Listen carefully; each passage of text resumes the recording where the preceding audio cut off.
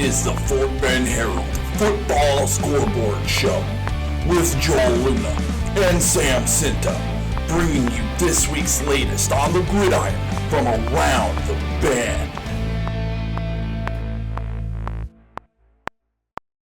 And welcome on here to the Fort Bend Herald Football Scoreboard Show.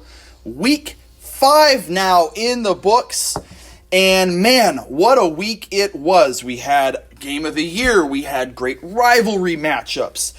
Really a little bit of everything in a big-time marquee week for us here at the Herald. Yeah, I think the matchups that go against each other, those are pretty interesting, especially the Battle of the Berg. You know, I was keeping an eye on that score, and I was surprised at the end. But somebody has to win, right? So they did. Foster and George Ranch, of course, I was at that one. And boy, I didn't have Foster winning at all, one bit. But, yeah, they went out there and they played some new players, and, hey, they turned it around and did very well. You have to give Shane Hinks a ton of credit, and his staff, right? It's not just one guy. You give that coaching staff a ton of credit for not only keeping the guys' heads up through that 0-4 start, but pushing the right buttons at the start of district play, getting some new guys in, Jordan Williams and Cannon Wolf. Two guys that really had not had roles in that varsity team before last night, or before this weekend, leading the Falcons to their first win of the year. It's kind of like the Cowboys last night. And the reason I say that is because last night they played a bunch of new defensive players, younger players, first-year players, second-year players, giving them a chance because the other guys can't do it. Yeah. So they got to do that. They got to move these guys up because – in the first place, those young ones, they get drafted for a reason, and they make teams for a reason because they're playing the hell out of that game. Yeah. And that's what these kids are doing, too, in practice. And that's what they see. Give them a chance. We also had, of course, a pretty convincing district opening win for Fulshrew. Continues throwing the ball well. Needville had a tough non-district finale against a Sealy team that seems to always have their number. But, of course, the big one Thursday night at Traylor Stadium, Randle, Iowa Colony, Part 3. That was a game I was at. Could not have started any worse for the Lions. Really couldn't have ended any better in a 49-42 thrilling win in an instant classic against the Pioneers. And as you mentioned a while ago, they only dropped one spot in the standings. I mean, that's saying a lot about that team. Yeah, 100%. Typically your top 3 team you lose, it's going to hurt you a little bit, but I think Iowa Colony showed they're for real. They can pressure Randle unlike maybe except a handful of teams in the state can.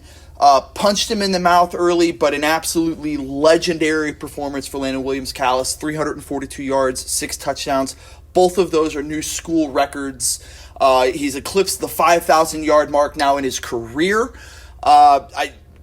We can go on and on, but what a game that was, what a week this was, and really excited to just kind of dive into all of the action that we had around the bend. And I know they have a bye coming up this week. So you have a bye, Randle. Okay. What are you going to do? Okay. You're going to go, probably take a look at Texas City. Texas City's not playing this week either. Okay. So who do you go scout? Randle. Who do you go scout? I'm not going to go scout. I'm going to the movies. Why? Who else is ahead of them in this district that can beat them? Yeah, and that's really it, right? Like you get through Fort Bend Marshall, who had a rather stunning loss to Santa Fe, on Friday night. You get through Marshall, you get through Iowa Colony, and Texas City's going to be tough. Santa Fe could be tough as well, looking at what they did with the Buffs. But I do think the overwhelming consensus in this is Randle's got the keys to this district, and short of driving them into the nearest cornfield and forgetting where the car is, I think they're going to be taking home a district title again this year. And I'd like to see if Marshall had that quarterback back. If he wasn't back, now I know why Santa Fe beat him. Yeah. That kid means so much to that team. A lot. Yeah. He's more than 80% of the team. Because, they lose like that, it's because of him. So, that might have been a big part, but that's still a big upset and a big win for Santa Fe. Big time. So, definitely. I would be looking out for Santa Fe just down the road because they could make a difference elsewhere. Yeah. All right, so let's get into all of this Week 5 action here, starting with the Lions and Pioneers. And the game of the year, Thursday night, Randle, Iowa Colony at Guy K. Traylor Memorial Stadium. Could not have started worse for Randle and could not have ended any better for the Lions. Iowa Colony jumped out to a 21-0 lead. At that point, by the time that Iowa Colony had scored their third touchdown, Randle had run just 3 plays from scrimmage. They lost a fumble on their second play, they lost a fumble on their third play, and they lost a fumble on the ensuing kickoff right after Iowa Colony had taken a 14-0 lead. The Pioneers marched down, add another score, go up 21-0, and from that point on, it was all Randle. The Lions outscored the Pioneers 49-21 over the final 3 quarters. They had an absolutely monster night from an already legendary junior running back in Landen Williams-Callis. 342 yards and 6 touchdowns against the number 3 team in the state. Not just the number 3 team in the state, but a team that was more motivated than perhaps anybody but Dallas South Oak Cliff to beat the Lions this season. That's an Iowa Colony team that lost 2 relatively close games to the Lions a season ago, of course, including that 21-14 game in overtime that the Lions won in the regional final at NRG. So now it is 3 straight wins against Iowa Colony for the Randle Lions. And I'll tell you, I've been thinking about this all weekend. I'm not sure where Iowa Colony goes from here. You are motivated, you've got a lot of talent, a lot of hype, you view yourself as a legitimate state title contender, and you had the team you needed to beat on the ropes and you let them off the hook. Of course, a lot of ball left to be played, but now that the Lions are through Fort Bend Marshall and through Iowa Colony, we've got a couple tricky games in Santa Fe and Texas City, and Lamar Consolidated's improved, and Terry's playing, inspired ball at times, but you have to imagine that Randle should be able to cruise through the rest of this regular season and on into the playoffs. Now, of note, in this game, Noriel Pac-Man Dominguez, of course, that star linebacker in the middle for the Lions, got hurt. He went down late in the fourth quarter, was helped off the field, not putting any weight down on that ankle. He was on crutches on the sideline by the end of the game. He was still in a cleat.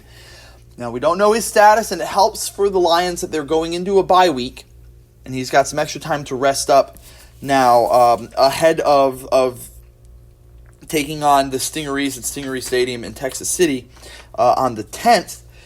So hopefully it's a rolled ankle or a mild sprain or something that doesn't hold him out for too long, because that is such a key piece in that Lion defense. Of course, Ryan Mallory plays really good ball from the linebacker position. They've got other players. Cameron Hippolyte has played well on the defensive line, and the secondary made some plays, certainly in the second half, after Iowa Colony really threw the ball well in that first half.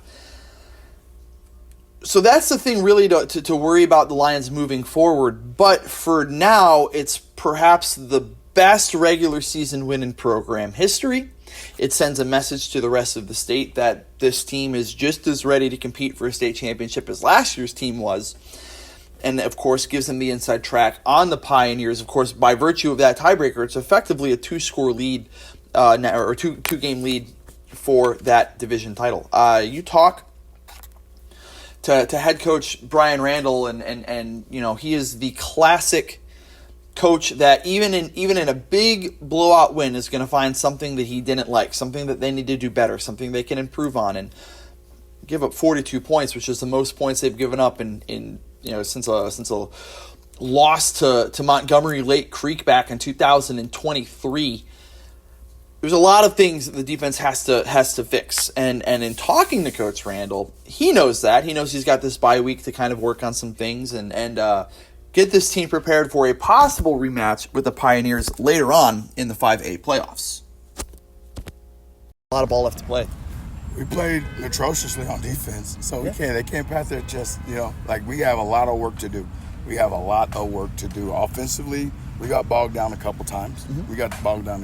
But we kept pushing and pushing and pushing. And again, we got Landen Williams-Callis. He makes us all good coaches, you know. So that's just honestly, because you give him the ball enough on that fourth down, we go stagger lead. And to be honest with you, he's supposed to read, and he's here.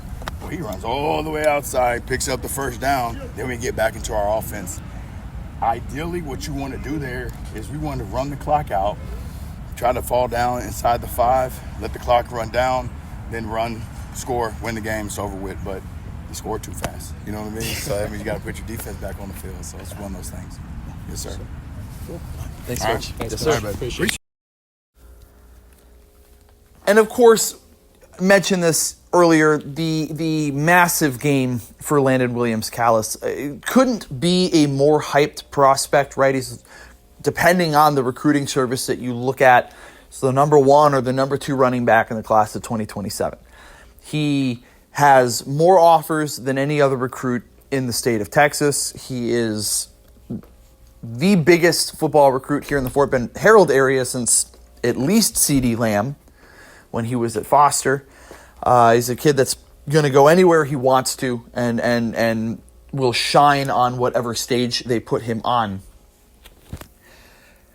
He knew his start, those 2 fumbles and the first 3 carries weren't good enough. As Coach Randle had said, he's one of those guys, you poke the bear, he's going to be angry. You don't want an angry Landen Williams-Callis running the ball.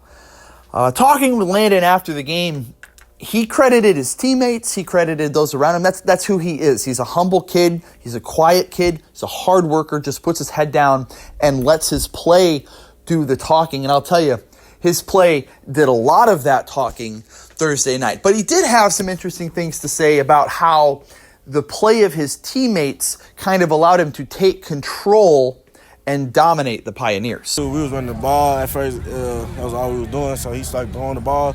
Sadie McClintock, number 3, he was catching the ball. So he was running up the field, giving me a little help, giving me a little breather. And then that's when I started popping. And of course, while LWC will get most, if not all, of the headlines and attention from that performance, you can take this game and really break it into 2 spots. And that's what I've been telling people this weekend, post the game. You go after that first quarter, and of course it all counts, but you go after that first quarter, Randle outscored Iowa Colony 49-21, right? So for the final bit of that game, it wasn't particularly close. I think the Randle offense was heads and shoulders above the Iowa Colony defense. And a lot of that, of course, helps when you have a running back over 340 yards and 6 scores. But the defense made plays. The defense did make some plays. Julian Jarena had a really, really big interception that helped them get back into the game. Couple key sacks on the final potential game-tying drive for Iowa Colony, one from Jalen Burton, and of course the Lions had a couple combined, Eldrick Gonzalez and Jael Bernard, for the sack on 4th down that ended the game. I mentioned Burton. He's, of course, an undersized safety, gets into the backfield, leads the team in sacks at this point in the year. I've been saying for a while at this point that pound for pound, Jalen Burton might be the most effective defensive player in the secondary, at least in this area. He's about 5'5", 5'6". He's not a big guy, but he makes big plays.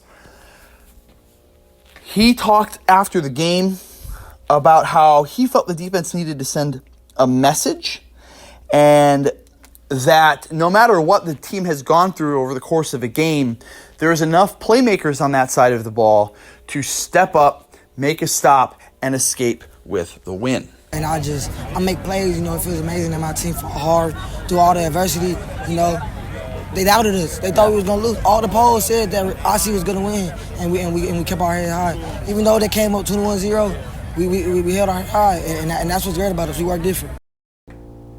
Looking to make your next real estate move but unsure where to start? The Ace Hernandez team at Manor Lane Southwest has you covered. The Ace Hernandez team is Fort Bend and Southwest Houston's real estate experts with 75 years of experience in guiding homeowners and home buyers alike. Contact the Ace Hernandez team at 281-762-6757 and find out more about their seller financing options today. It was another powerful performance by the Fulshear Chargers as they opened District 26A with a convincing 34-11 win against A-Leaf Taylor at Leroy Crum Stadium on Thursday night.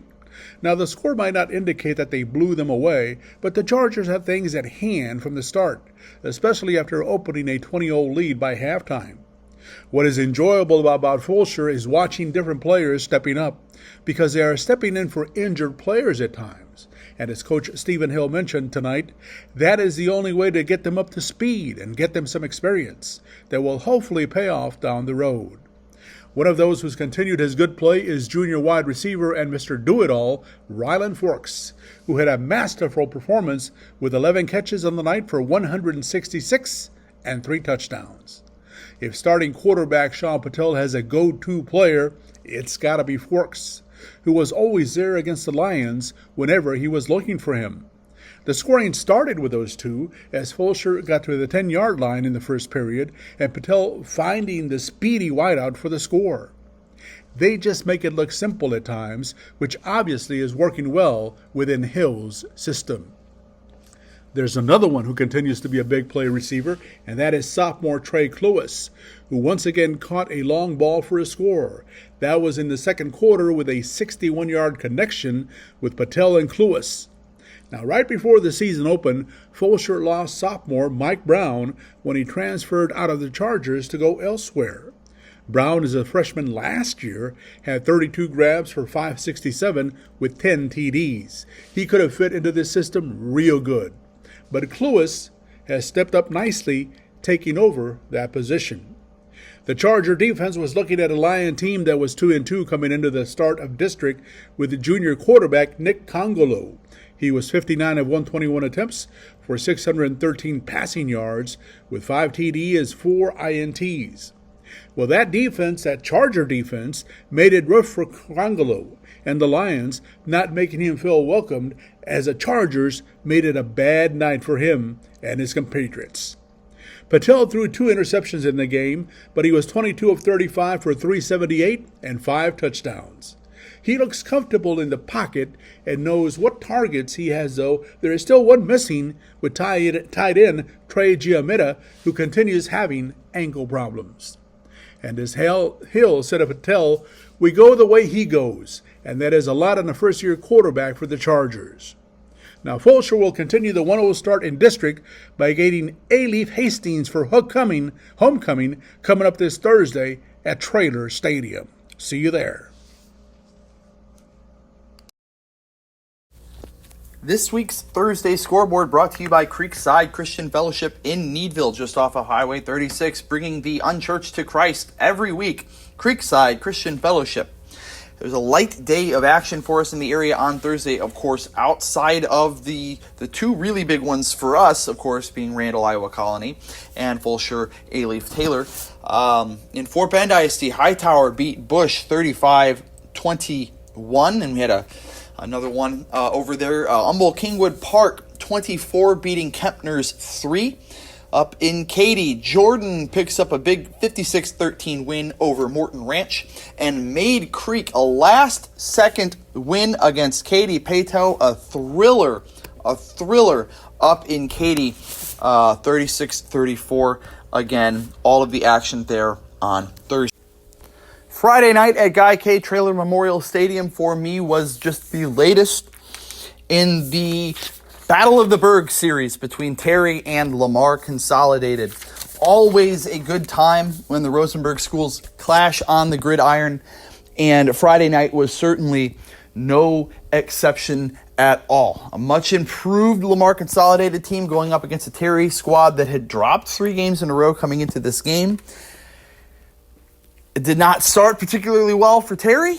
They fumbled on the opening kickoff. Lamar Consolidated got the ball back, but the defense stood, made a stop, went down, scored, took the lead, and perhaps it was an ominous sign for the Mustangs as mistakes after mistakes after mistakes started to pile up in the second half to the tune of 12 penalties for 100 yards. in a 27-24 Terry win in overtime. Several of those penalties extended drives. Some of those drives ended in points. And in a game that doesn't end in regulation, those mistakes are critical. Caden Jones for Terry, 190 yards, 3 scores, really effective. They ran the ball better in the second half than they did in the first half. Lamar Consolidated ran the ball pretty well as well. Edgar Garcia had 93 yards in the air, 67 on the ground. Larry Clinton, 117 yards and a score for the Mustangs. But in overtime, and really I guess before overtime, down 7 points, Terry gets the ball at the 10. A holding penalty puts him back at the 5. So they have to go 95 yards in just a matter of a few minutes to give themselves a chance to tie the game or take the lead. They get a touchdown pass to Dennis Velasquez inside of 2 minutes, really right at the 2-minute warning horn. And for a moment, Darnell Jackson had left the offense out to go for 2. He told me after the game, I was going to go for 2. Timeout is called. He instead elects to send Robert Shaw out for the point after. He makes the kick. They play for overtime. They get a sack on the drive to push Lamar back, which helped to set up overtime. They give up a field goal. Eric Pena hits from 21 yards out to put Lamar Consolidated up 24-21. And from there, Terry needed just 4 plays to find the end zone. It was Jalen Mann going off left tackle into the end zone. And to tell you what this game, what this rivalry series means, this community knows how big this game is every year. They care very deeply about this rivalry. You can tell by how many people are in the stands, how many people talk about this game in the weeks leading up to it. But 2 quick anecdotes on that front. Talking to head coach Chris Lane after the game, waiting for them to finish the huddle on the sideline as they're getting ready to leave the field, you could see the emotion on the Mustangs players' faces. They knew they had a game get away from them. They knew they had a game that means a lot get away from them. There were guys that were crying and frustrated, and they just wanted to have won that game, because this is one of those contests where, especially if you stay in this area, you tell your kids, as they're growing up, how you played in these games, and you share those stories, and that's part of the history of this area. And they had an opportunity to win this game, and they weren't able to make enough plays at the end of it to hold off the Rangers. And on the other side of that, as I'm waiting to talk to Coach Darnell Jackson after the game, he's taking a picture with Jamarian Blaine, a senior on the team who's out at the beginning of the year with a leg injury. He's wearing a brace basically from hip to ankle. He's a great kid, a great athlete. He just wanted a picture with Coach Jackson with the scoreboard after the game. And as he's standing there with Coach Jackson, you can see the emotion in his face. It welled up. He started crying a little bit. You could tell what this game means to who plays in it, who competes in it. This is a rivalry series that Darnell Jackson played in when he was in high school. It's a big time, every single opportunity these teams have to meet, and it's just cool to see something that is as heavy and impactful to these kids hold as much weight as it did. A really, really good win. Maybe a little surprising win for Terry. I don't know how many people necessarily were picking the Rangers ahead of this one. But that doesn't matter at the end of the day when you're ringing the bell. And for a second straight year now, Terry got the job done. Talking with Coach Jackson after the game, he had to put his hands on his knees and take a breath. It was a thriller. He was excited, and he had some, a lot of energy and a lot of confidence that a win like this gives his group. Here's what he had to say after the win. That is huge. That gives us opportunities, man. Especially dropping Texas City game. Again, we played very well in early. Yeah. Man, going into the bye week, I hope we get a few guys back. We still got some guys back. Yeah. As you can see, Everett was still kind of empty, but hopefully that'll give him a week off to get him back healthy. Some guys on our D-line. So just that confidence. I think this game was some reassurance. Yeah. Reassurance that we've been preaching. You know what I mean? Yeah. And so that's that. And of course, I mentioned the flip side of this a little bit earlier. For as excited as Terry and their coaches were to get a win in the Battle of the Berg, it was just as disappointing for first-year head coach Chris Lane and the Mustangs. Of course, his first taste of the Battle of the Berg on that sideline, and his team led. They got a 41-yard touchdown pass from Garcia to Larry Clinton to give them the lead, and they had a chance to make some plays. The penalties killed them in this contest, and Lane knows this. He said as much.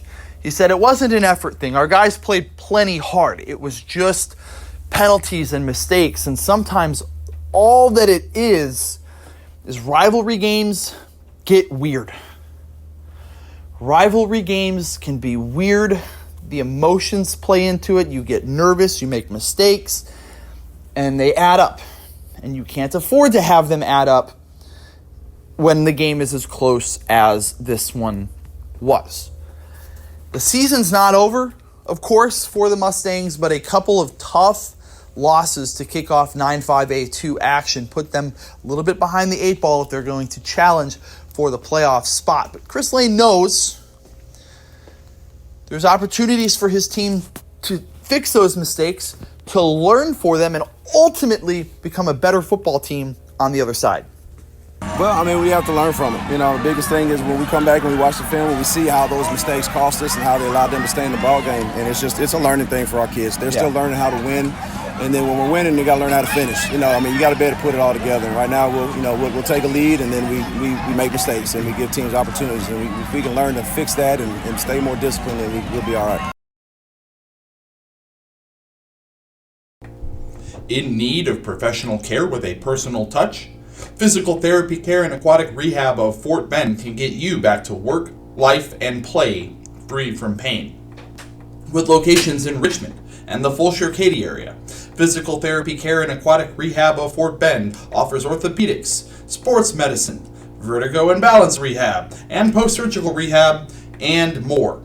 Call today at 281-344-8900 and find out how Physical Therapy Care and Aquatic Rehab of Fort Bend can listen, educate, and return you to functional independence. This kind of felt like the evening where the Needville Blue Jays finally were going to get one over Sealy. If so, it would be the first time in 13 seasons since Needville had beaten the Tigers, which was in 2006, 33-18. Now, those hopefuls in the stands of Needville, they got a well of first half with both teams going at it back and forth. But it was the Tigers who come in with a 4-0 record, undefeated and ranked number 4 in Division II 4A. They hopped on the scoreboard first after taking the opening kickoff and needing just 2 plays after quarterback Hank Kilo got a pass to Elijah Sanders for 55 yards. With the ball at the 10-yard line, Kilo found A.J. Sippen for the score, 7-zip. All right, so the only thing to do is to take a deep breath because most of the game still remains. Well, the Blue Jays come right back at the Tigers with a 10-play, 75-yard drive with much of the running done by junior Kobe Campbell. But also along the way, there was a 25-yard connection between quarterback Cameron Hall and Ralphie Ortiz. Got them to the 35 of Sealy. Campbell ran 4 of the next 5 plays, including an 18-yarder where he went left, and just evaded tacklers along the way while slipping right through them into the end zone, 7-7. This kid runs hard. I'm talking about Campbell. And he normally doesn't just go to the outside. No sirree. This kid likes going up the middle a majority of the time, like he did against the Tigers on this night. An interception by the Blue Jays gave them the ball right back, starting at the 41 of the Tigers. After a 5-yard run by Campbell, Hall, looking downfield on second down, found Caden Jakubik for a 36-yard score and the lead, 14-7.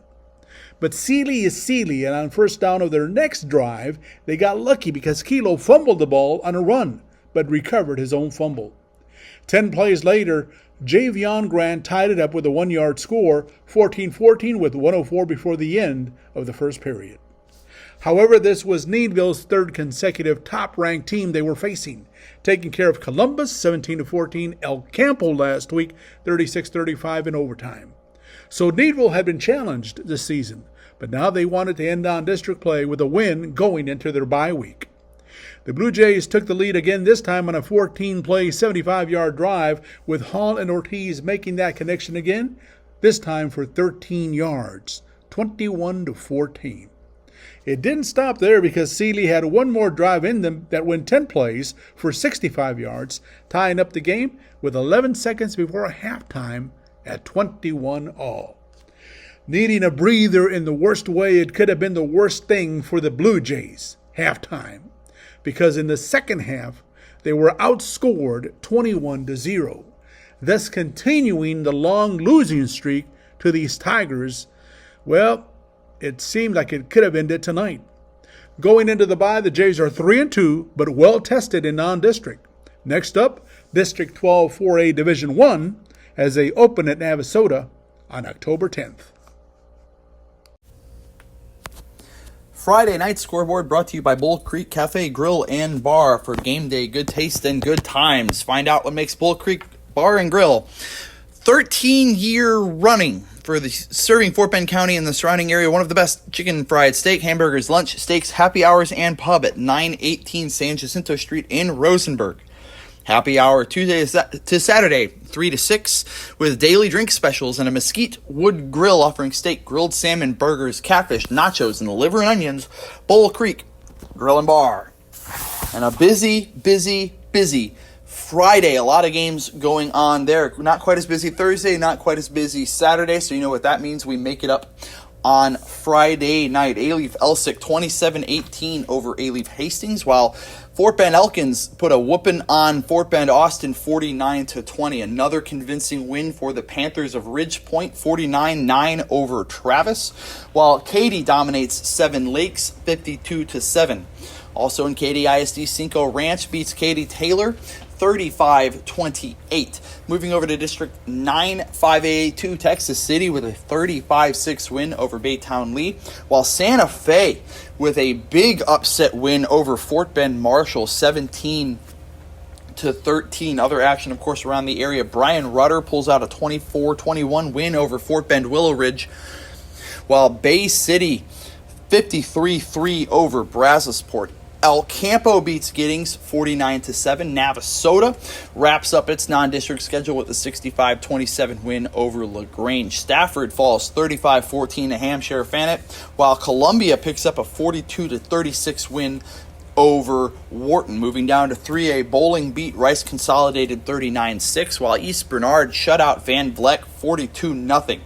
Tidehaven hands head coach Patrick Oliver his first loss at Brazos High School 56-25 over the Cougars, while Louise beats Woodsboro 45-8. If anyone felt that thunderous sound of music and people cheering late Saturday afternoon at Guy K. Traylor Memorial Stadium, it was the Foster Falcon fans in a glorious mood because their high school won the first game of the season against George Ranch 36-14.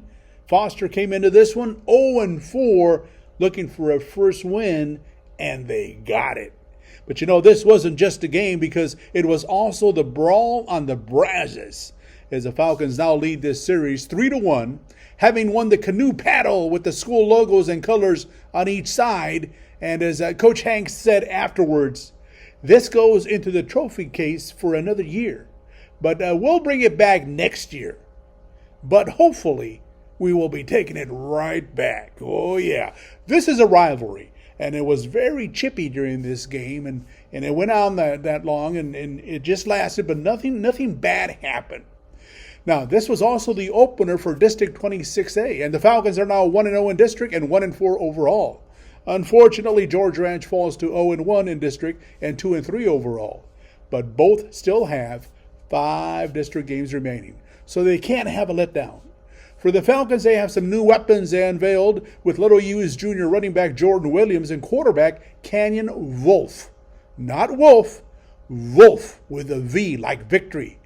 But Wolf, and boy did these boys play some ball, with Williams running for 176 yards on 14 carries and Wolf throwing for 202 yards on a 6 of 7 afternoon with an interception. Man, they played great. Williams scored his first varsity touchdown on a 6-yard run for a 6-0 lead in the first quarter. Then tight end Cameron Bateman hauled in Wolf's first touchdown throw from 10 yards out for a 13-0 advantage for the Falcons in the second quarter. Now, this was Wolf's first time on varsity, so he was brand new to everything of this. George Ranch senior Hayden Drinkard finally got the Longhorns going to get some good runs to put the Longhorns on the scoreboard with a 2-yard run. Now, that put the deficit at 13-7. Drinkard for the game had a quiet 100 yards on the ground on 24 carries and both scores for GR. I said quiet 100. He's used to doubling that and more. The next 3 scores belong to Foster, with wide receiver K.J. Keller catching a 12-yard pass from Wolf, still in the second period for a 19-7 lead. Right before halftime, Eric Portillo kicked a 32-yarder for a halftime lead of 22-7. Now, Foster didn't cool down at halftime. In fact, Wolf passed a beautiful ball to senior Riley Blanton as he made an over-the-shoulder catch down the left sideline, taking it in for 76 yards, 29-7. Drinkard added his second TD in the fourth, 29-14, and then Williams scored his second touchdown on a 40-yard razzle-dazzle run to finish up the scoring. Now, coming into this game, I thought George Ranch had the goods to get past the Falcons, which they still do, but it just didn't work out for them. Both will play Friday night games this week, with Foster at A-Leaf Elsig at Crum Stadium, and the Longhorns will be hosting Straight Jesuit at Trader, with both kickoffs at 7 p.m. See you there.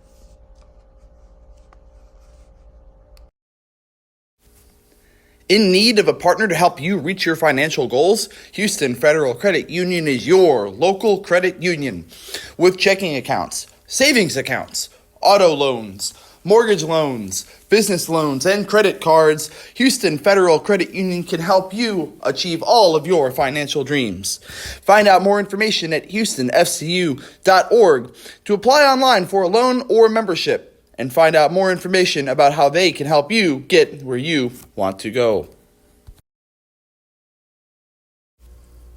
And now it is time for the Kyle McRae Dental Player of the Week. For Week 5, we had really some good performances to choose from. Caden Jones had 3 touchdown passes for Terry, and Patel and Forks, big connection in that full sure win over A-Leaf Taylor. But at least for me, there's no question who the Player of the Week was. Landen Williams-Callis, 2 fumbles in his first 3 carries, so a nightmare start. Took the gloves off, both figuratively and literally, on the field. And what did he do from there? 342 yards, 6 touchdowns against the number 3 team in the state. And some of them, there's a 69-yard touchdown run that he had in the fourth quarter of that game. If you haven't seen the clip, Dave Campbell's Texas Football has the stream on YouTube. An absolutely preposterous run for the junior. Broke out of a tackle, stiff-armed out of another one, gets to the sideline, and you give number 1 a step, you don't have a chance of catching that guy from behind. And I saw a highlight on TV. They showed a highlight of him going out the outside, down the right side, and off he was. Yeah. So for him to be Player of the Week, there is no doubt. And how well do you think this kid can get? I mean, he's only a junior. When you think about where he is in the scope of his career, right? He just passed the 5,000-yard rushing mark. Mm-hmm. The 5th game of his junior season. Right now, and granted, you've got to play a lot of football to get to this point, right? They played 16 games last year. It's a lot more games than a lot of other teams in the state play. You're hoping that they play another 16 games this year, right? Mm-hmm. So there's wear and tear that you got to factor in. But as of right now, he is on pace to pass Jaquiz Rogers for 10th all-time in rushing yards in the state of Texas for a career. And he would be doing it in, we're talking hundreds of fewer carries than what Jaquiz Rogers did. I talked to Matt Stepp last week about where he has Landen Williams-Callis kind of in his pantheon of Texas high school running backs that he's gotten to see. Mm-hmm. When a name like Cedric Benson comes up, right? Here's another one that he said, different type of player in terms of size and style of running, but when the words come out production-wise, he's Adrian Peterson. You have to sit there and think that you're watching something remarkably special from this kid. I mean, we're getting into like Mount Rushmore of Texas running back level for Landen Williams-Callis. Can you imagine all the college eyes looking down here at Randle High School and seeing what they're seeing? The most offered player in the state of Texas right now, 62 scholarship offers, and anybody who's anybody has a feeler out for number one. Had we mentioned Williams-Callis as a MVP for the week before? I think he had been maybe for the Travis game. He had another 320-something yards and 5 scores I think he had in the Travis game. So, I mean, that performance against Travis was a school record. The performance on Thursday night was a new school record, breaking that. I mean, no question he's gonna have all of the rushing records and everything at Randle probably for a long time, and let's be honest, probably forever. Yep. He could not be a more special talent. By the way he's going, I'm thinking he's just going to play a half in each of the next 5 or 6 games for the rest of the season, just to keep him healthy. And that's what he did last year, and he still had 2,100 yards and 43 touchdowns. Yep. You know, just ridiculous production. So he's noticed, recognized. Well, he should be. I got 3 kids I got to recognize. The first 2 are Jordan Williams and Connor Wolf. And I said Wolf, not Wolf, but Wolf with a V like victory. 2 Falcons who played on Saturday against George Ranch.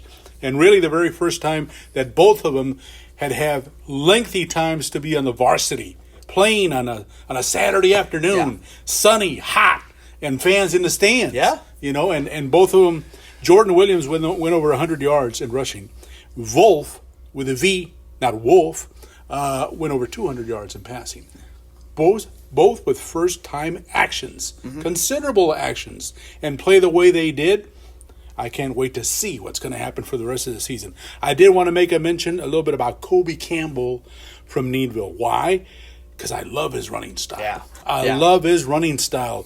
This kid doesn't go outside or in between the tackles. He goes straight up the middle. Yeah. You kind of wonder, why is he standing out there and huffing and puffing on the sideline? He gets tired. Runs hard. Running hard against all of those would-be tacklers, and a lot of them miss him. So a little shout-out to Kobe doing as well as he is down there in Needville. Another tip of the cap kind of along those same lines. Larry Clinton, the sophomore back for Lamar Consolidated, carried a lot of the load for the Mustangs. He had 117 yards and a score on 24 carries for Lamar.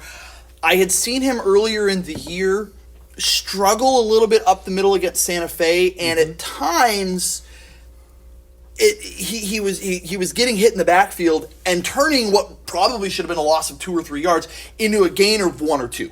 And do you take a gain of 1 or 2 yards on first down all the time necessarily? Not really, right? You want to stay ahead of the chains. But when you're talking about a shift of 5 yards, you know, what was a loss into a gain, those are big moments. And Clinton is another runner like Campbell, seeks out contact, isn't afraid to go between the tackles. And in a loss, and I know there's a lot of disappointment on that Lamar sideline, but I definitely thought Larry Clinton was a bright spot. And the thing about Larry is that he is just a sophomore this year. Yeah. So if I was him, I would try to get in contact with Williams-Callis. Obviously, the as well as they run, he's not close to Williams-Callis, but maybe he's got some advice for Larry about certain things about running the ball. I'm just saying. Yeah. I'm just saying. So well, and it was cool to see Larry make an impact in the passing game too. He had a 41-yard touchdown catch just across the middle and got free. So he's got speed in the open field. You know, it might take him a couple more steps to get to full speed than it does for Landen, but a heck of an athlete and somebody I know that coaching staff is really leaning on the rest of the way this year and hopefully the next 2 years to really keep turning that ship around. Yep. Does your water taste bad, smell bad, leave behind soap scum? Looking for something clean, filtered, and chemical-free to change your life? Natural Springs Water Filtration could have the customized water filtration system for you. Shop local, buy local, shop Fort Bend, your local clean water lady here at Natural Springs Water Filtration. Call today, 281-277-3232. Ask for Rose, the clean water lady, and get a free in-home consultation and $500 off your purchase when you call for your in-home water analysis today. Solve your hard water problems. Get bottled quality water at every tap. Spot free glasses and dishes, and have softer and cleaner claws out of the laundry. Clean, fresh, chemical-free drinking quality water from your tap from Natural Springs Water Filtration. Our business is improving your water.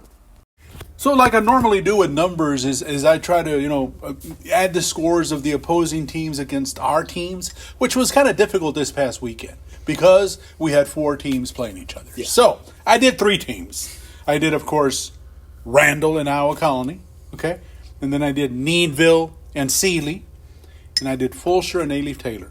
104-95 in this place's failure. It's close. Yeah. It's close, but those were just only 3 games. I didn't add the others because it wouldn't make sense. But in essence, that just this area, man, this area is loaded with talent. You can see it now with some of the teams, especially the ones that maybe hadn't been doing very well at the beginning, but now you see what they have because district has started and it's going to get interesting. So let's watch out for that. Now, one thing that I was looking at was shutouts. How many shutouts happen in a 3-day weekend in Texas? How many do you think? Golly, I would say probably anything north of 50 would be surprising. I'll stay there. I haven't looked myself, so what are we looking at? Well, when I first started looking, I go, okay, this won't be long. I mean, shutouts, yeah, they happen, but not that long.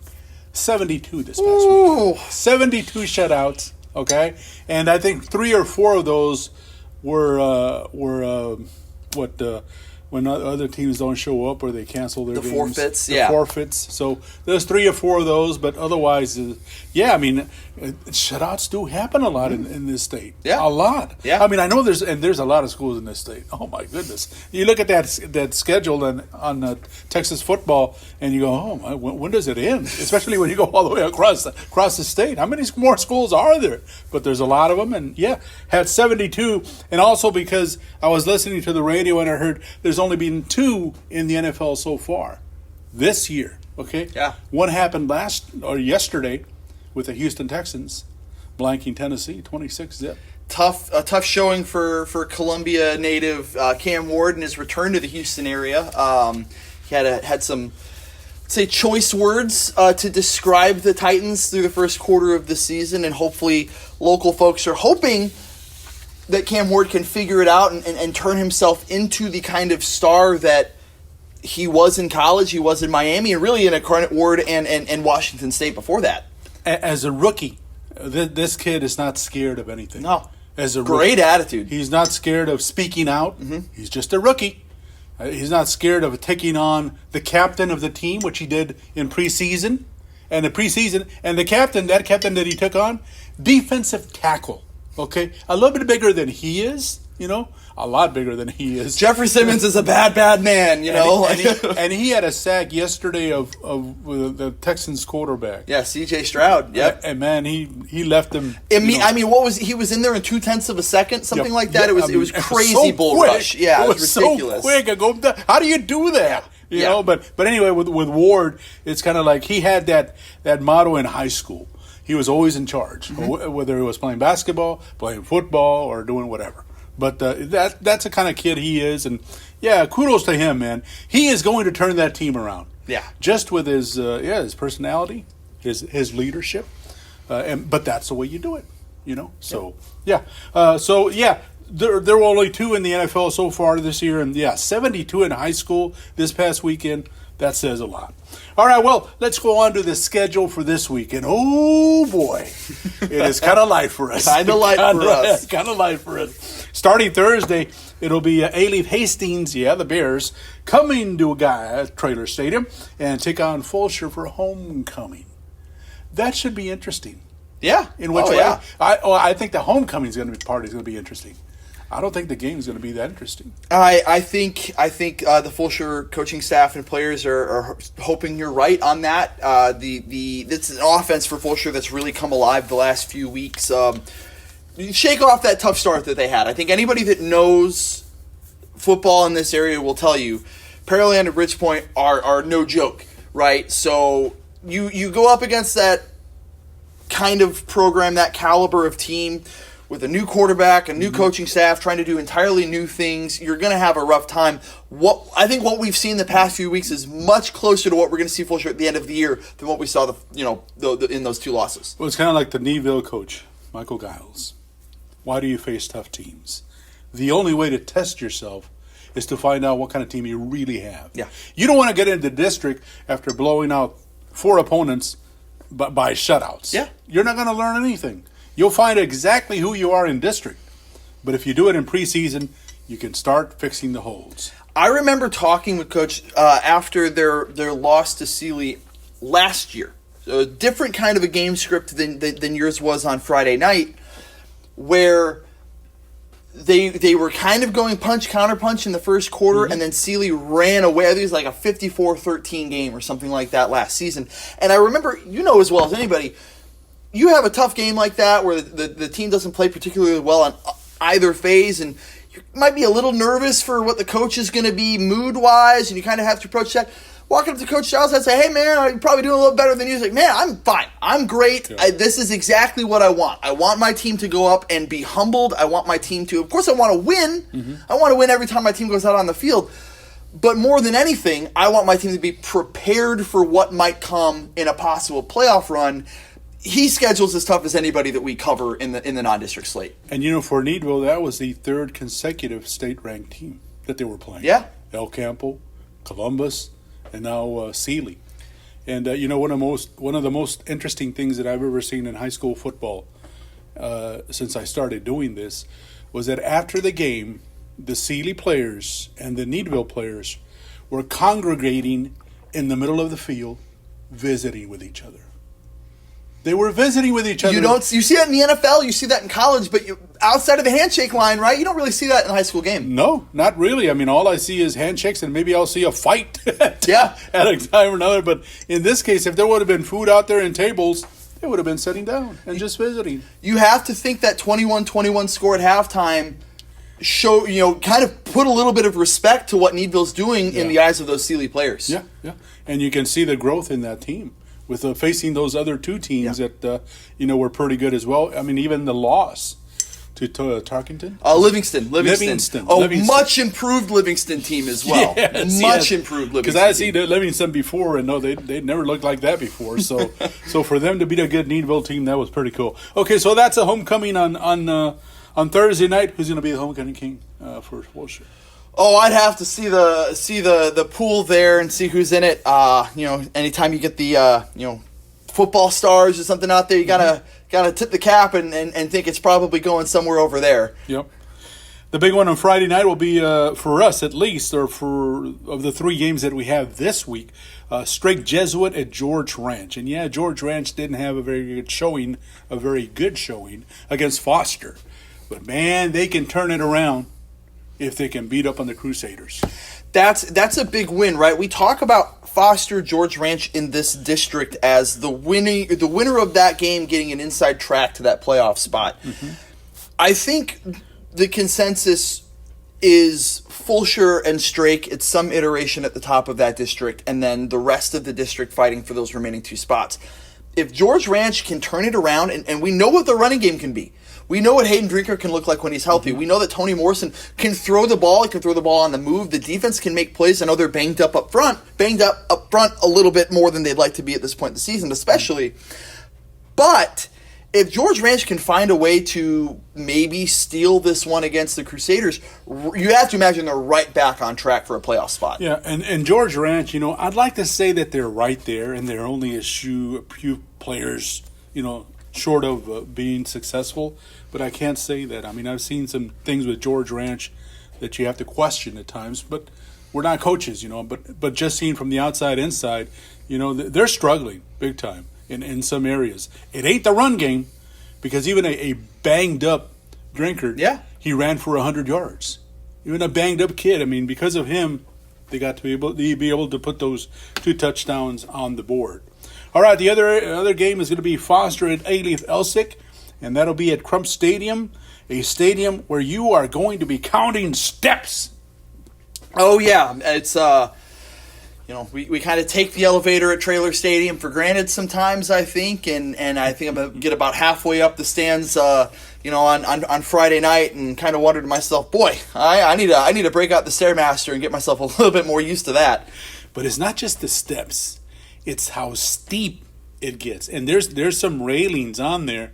I had to hold on to the railings. I mean, I hadn't visited that particular Crump Stadium in a few years. Mm-hmm. And, of course, I haven't gotten younger. And I could feel it. I could feel it, man, going up there and go, man, if I tip over, you know where I'm going. So, I made sure that I didn't tip over. I held on as best I could. So, yeah, Crump Stadium is a very good stadium to visit, but maybe not to climb all the way up top.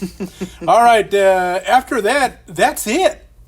Yeah. That is it. I mean, we got Lamar Kahn, Randle, Terry, and Needville, who all have buys. And I was going to ask before, who do you think these teams are going to go scout on their bye week? Yeah, I think that's a really interesting question, right? If I'm Lamar, right, and you're not going to be able to see Randle here, you've already seen Santa Fe. I'll tell you what, I would want to see, Fort Bend Marshall team. I'd want to see, I'd want to see Texas City perhaps, just to kind of get a feel. Baytown Lee as well. You're going to be looking at those upcoming district matchups. The problem for Lamar now at this point, 0-2 start in the district slate after losing to Santa Fe and losing to Terry, and both of those games winnable. Yes, and that's there's frustration there. I know that Chris Lane is happy with the effort that he's seen, but they're missing plays and winning time. They had 12 penalties for 100 yards against Terry in a game that went to overtime, and some of those penalties extended scoring drives. Mm-hmm. You can't have that. And you can't have that in a district like 9-5A2 where you effectively you have everybody else playing for one spot playoff-wise in that district race. So Lamar's going to be a lot of introspective work this week in fixing themselves, right, while getting ready to try and find a way to steal a game, maybe against the Stingerees, maybe against the Ganders, something like that to get back on track and put themselves back on that conversation. And for Terry, right, they've got Baytown Lee coming up. Yep. A lot of confidence, I would think. I mean, if you look at the Texas City score, 28-3 last week, not as close, I don't think, as the game was. A little bit closer throughout. A couple late scores kind of pushed that margin. But Terry's confident. It felt coming into this game Friday night that Lamar was probably their year to take the bell. Mm-hmm. And Terry had a late 90-yard scoring drive to tie the game and then win it in overtime with a walk-off touchdown after giving up a field goal. It's confident. It's a confidence-building win for that team. And they were still banged up. They didn't have a lot of Everett Gary in that game. You have to imagine if they can get healthy through the bye week, yep, and find a way to turn the excitement of beating Lamar into a good 2 weeks of practice, mm-hmm, could be a frisky Ranger group moving forward. And for Randle, like you kind of touched on, not that they're taking any steps back and relaxing on a chair saying, all right, well, job's done, because we know job's not quite finished. For them, I think it's just focusing on getting healthy and fixing those first quarter mistakes that almost burned them against the Pioneers. Which Randle always makes a point to point out after he talks to us after a game, even though they've squashed, blown away whatever opponent is on the field, yeah, except for last Thursday. But still, he is always about fixing things. Mm-hmm. And that's a good way to think. Yeah. I mean, you're good, but you're never that good, especially every week. Different teams come out on the field and play differently sometimes, even if you are that good. As far as Needville, they're just starting district, so they can go and scout anybody. Yeah. And Navasota is the first one for them. So, but I think that Needville and Crawford game during district play, I think that it's going to come down to that one. Yeah. So we'll just have to wait and see. And on a personal note, happy anniversary to you. Oh, thank on your you, first yes. one. It's coming up this weekend, Yep. and boy, it kind of worked out well for you.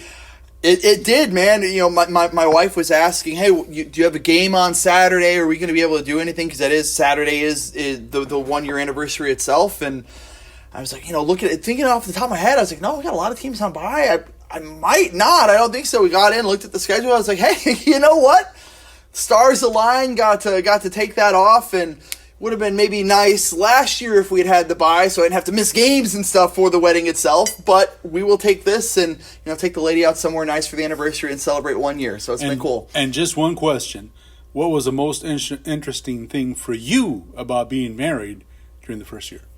Most interesting thing for me being married in the first year. That's a good question. Honestly, it was so for us. We'd lived together for a while. We've been together, been together 6 years before we were married. Had lived together for most of 5 of those years. So, I think what was fun is, at a certain point, you kind of stop correcting people when they're calling your partner your wife, even if you're not officially married. So, I think for me, it was just nice that we didn't have to correct anybody. Is hey, this is my wife, and there was no qualifier. Oh, actually, no, we're not married just yet. We've got it going on here, and then, certainly taking a honeymoon to Jamaica for a week. That's a tough trip to beat. So definitely a couple highlights for us in that first year. Well, enjoy this weekend. Yes, sir. Yes, sir.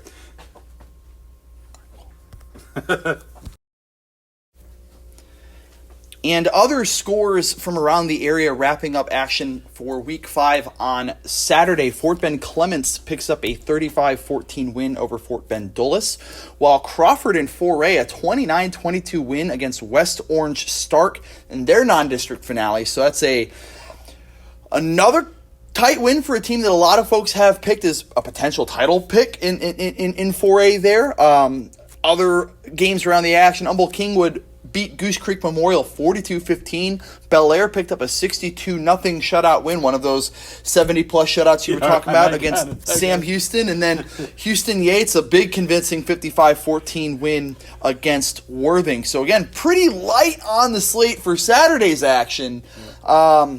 But still, a lot of good stuff going on. That Crawford West Orange Stark one, that was an eye-openingly close score. And West Orange Stark is no walkover. Yeah, yeah. West Orange Stark is a team that's from the past has been reckoned with, and you've had to reckon with them in different ways. So that's a big win for them. All right, and that is going to do it for us here on this Week 5 edition of the Fort Bend Herald Football Scoreboard Show. For Joel Luna, I'm Sam Cinta. Thank you guys for tuning in. Please make sure to like, comment, and subscribe. Again, give us your thoughts. We'd love to hear anything that you think about from Week 5, what you think might happen here in Week 6 coming up, and of course, a lot of bye weeks. And let us know who you're watching. If your team's on a bye week and you're not planning on going out to a game, or you want to go check out somebody else, who you want to see, what do you want to see, what are you looking for? So, really excited to get into the action again next week. And until next time, we're here covering everything else here at the Fort Bend Herald.